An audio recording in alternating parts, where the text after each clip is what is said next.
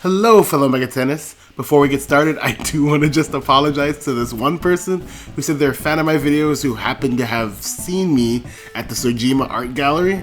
I am so sorry for not really being able to say hello to the way I wanted to. I was actually leaving when you kind of approached me, and I'm sorry about that. Without further ado, I want to talk about the most important Megaten game of all time. Funny story, the script for this was originally a report I did for a video game class. I got an A. I'm still excited to share it with you all in video form. So let's look at the game that started it all. Digital Devil Story Megatennists.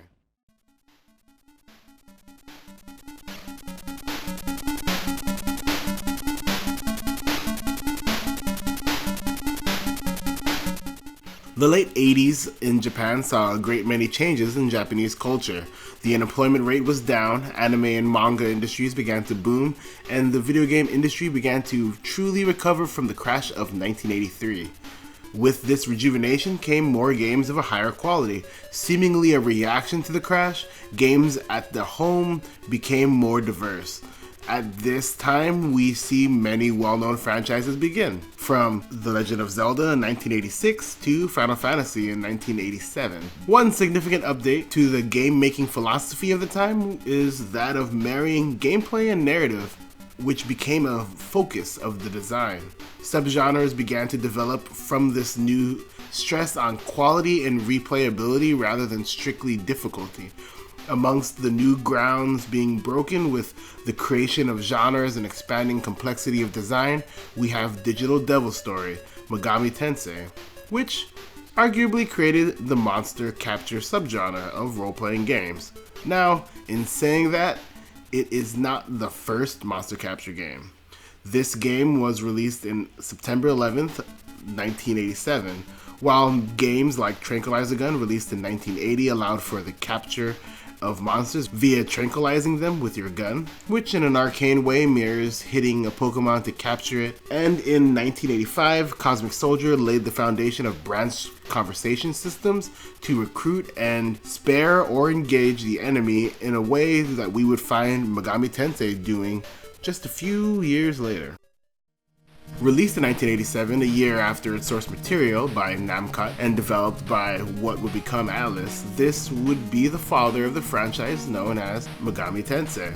The game's story follows closely to the novel series by Aya Nishitani, about the exploits of the protagonist Akemi Nakajima, who is the reincarnation of the god Izanagi, and his destined companion Yumiko Shirasagi, who is the reincarnation of Izanami. The story in the game takes place right after the first two novels in the trilogy. It isn't, however, the first adaptation of the novel series. In July of the same year, Telenet released its game, Digital Devil Story Megatennists, which adapted the section of the first novel where Nakajima enters a dungeon to rescue Yumiko. This game was designed in a format similar to Gauntlet. The Atlas version, however, Akemi finds the program he's created has bound the human and demon worlds together, creating an opportunity for evil men to summon a powerful new demon. Akemi and Yumiko are then tasked with defeating a greater evil, Lucifer. Lucifer steals Izanami and revives Set and Loki, enemies from the previous books. Now, Akemi and Yumiko must traverse the labyrinth to reach Lucifer and free Izanami. In that regard, this game is relevant for having such an intricate relationship with its source material, and for its darker narrative. Not only are many of the games in this era focusing on plot, but this one pushes a little further and strays away from standard high fantasy settings by introducing a modern setting and pushing a serious tone.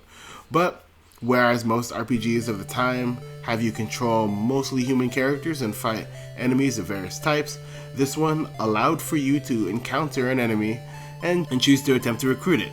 The first true melding of the RPG and monster capture genres. What is a monster capture game? Monster capture games are best explained as the style of game where a player adds enemy creatures they encounter into the group of friendly units they can control with some variation. Examples of this style of game could be Monster Rancher, Robopon, Digimon, and Pokemon. In these role-playing games, you take control of a protagonist who must catch, raise, tame these beasts to progress the story, and almost always to fight against an enemy character. These factors that make DDS MT unique were no accident. In an interview for Shin Megami Tensei Nocturne's DVD, the Atlas staff stated when they were creating Digital Devil Story Megami Tensei, they set out to create a unique game that didn't exist yet. The game uses a first-person perspective, a style of game that usually is associated with shooters, with progenitors like Maze War in 1973 and Spasm in 1974, simulations like Battlezone in 1980. First-person dungeon crawling wasn't rare necessarily, with innovative experiences such as Ultima in 1981 and Wizardry in 1980. The game starts with a labyrinth where you and your partner are in a safe zone where you find the world is mostly barren, and simple colored solid objects indicate walls to guide you through the corridors, and simplistic architecture to imply doorways. And I will say that these graphics are neither beautiful nor are they a standard of their time. I would say that in that regard, the graphics are pretty much just serviceable at best. None of the mechanics are truly explained to the player, and it really just emphasizes the trial and error aspect of playing the game in order to figure out how to optimize your stats, recruit demons, and progress in the game.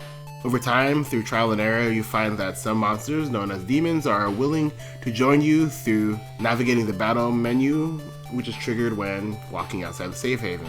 You will find that the demon's actions are dictated by the cycle of the moon, which shows on the top left of the screen at all times. Movement changes the stage of the cycle. When the moon is full, it is impossible to recruit new demons, but also certain demons from different races which appear in front of the demon's name will never join your party anyway.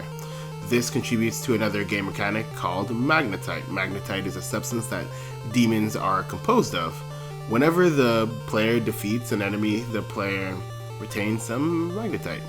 This allows for the player to actively use demons in their party and use magnetite as a bargaining chip, and whenever a change of position is executed, the player depletes the stored amount of magnetite if the player has the demons in their active party. After recruiting, the player may enter one of those places of interest called the Cathedral of Shadows. This is where you can take demons from the party and fuse them into stronger demons. The gameplay described was unprecedented for its time. It stood next to other budding roleplay franchises such as Final Fantasy and Dragon Quest, and offered its own unique variation to the formula. The first-person perspective was seemingly adopted from its predecessors, like Maze War, but expanded it by compounding it with roleplaying like Wizardry, and adding that recruitment element we've discussed from Cosmic Soldier. This game design decision helps to create a tense environment due to the limited field of view, forcing a player to use a lot of imagination and choices such as creating physical maps or memorizing locales or even creating systems of exploration in order to navigate the dungeons. Debatably, this perspective can help integrate the player into the game's experience, and this also helps ease the developer's time spent on graphical details without having a design for the player character. The art and setting are the strong focus for the game, and its source material alone did what the game developers intended by providing a unique setting for the RPG to take place. The art is a product of its era, but it's also a rebellion against its peers, where Dragon Quest and Final Fantasy draw upon high fantasy, as seen in Dungeons & Dragons as well as Lord of the Rings. Digital Devil Story Megami Tensei takes the formula and places it in a modern setting. There is a distinct difference in atmosphere as well. The cheery and optimistic music we see in Dragon Quest and Final Fantasy are absent in Digital Devil Story Megami Tensei. Instead, the music is more sinister, it's more rock-oriented as opposed to orchestral, and in places it sounds a little more modern. This is fitting given the cyberpunk nature of its source material and its setting in a real-life location. By adding the ability to recruit enemies and fuse them together, you create an incentive to want to encounter as many enemies as possible to fuse them and find which creatures you can create. In playing this game, when using this feature, it encourages experimentation and the act of battling becomes a little more entertaining, while the encounter rate is still rather high. During my play, I could only move approximately 20 steps or less before encountering a new demon or group of demons. The game also forces a harsh difficulty setting with no option to reduce it. The version I played was easier than the retail release, and I still found the first area to take nearly 3 hours to complete. In the context of a Nintendo title where the famous phrase Nintendo hard originates, and knowing there are only 6 bosses in total meant playing this game could be a 24-hour event, which seemed like an artificial extension of the needed time to complete the game. So in closing, Digital Devil Story Megami Tensei fathered a style of gameplay, and while future releases deviated from that style originally offered, the variations on the initial formula and its ripples have affected games in such a way that it lives on in other games with a deviation of its recipe of design. Whenever we are given the choice to recruit an enemy, whenever we're in an RPG dungeon that opts for a first-person perspective, or even when we're playing an RPG that takes place in a modern setting.